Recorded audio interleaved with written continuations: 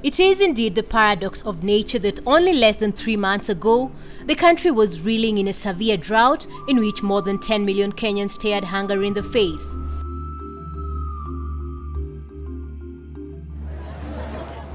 Now, it is a complete turnaround. More than 35 people have been swept away by the raging floods occasioned by the El Niño rains across the country. Members of more than 500 households have been rendered homeless, and now a humanitarian crisis looms with high risks of contracting waterborne disease. A blessing has now turned into a curse. Roads have been cut off, thus affecting business. I will not use this road again because it has been destroyed by water and is now impassable. Crops have been swept away, meaning the season's harvest will be less. This is the reality of how nasty years of destruction of the environment can get.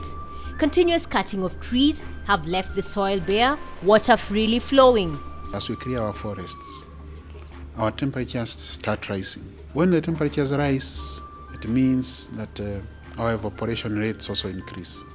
So we receive rain for today, but if it is dry for the next 1-2 weeks, the temperatures are very high, all the water evaporates, and we go back to the drought conditions.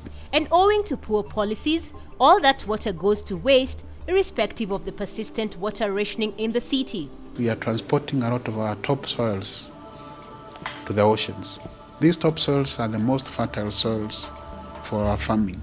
Africa is clearly at a crossroads with little or no resources, financing and technology to deal with the vagaries of climate change. The onus therefore remains on the developed world to commit funds to enable African countries cope with climate change. Our climate, not your business! But even after the Copenhagen Summit marred by protests for climate justice, Africa's hope for a financial pact were dashed since the summit failed to seal a meaningful deal to make industrialized nations set aside money to help the developing world fight climate change.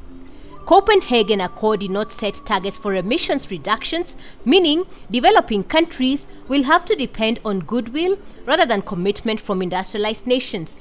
And this means that the big emitters will continue being big emitters, and maybe even the small emitters will try to be big emitters. Miles away in Copenhagen, the effects of changing climate manifesting in a different way. Winter in Denmark. Nowadays it's very mild. Before, when I was a child, you had always snow, maybe 2 meters. But today it has all disappeared. We have almost no snow. After the climate talks, it's now back to reality and back to the basics of saving people from the threat of climate change through local solutions. For Kenya, one of these would be urgently tapping the flood water, which is clearly getting wasted. Rosalia Opondo for Channel 1 Earthwatch.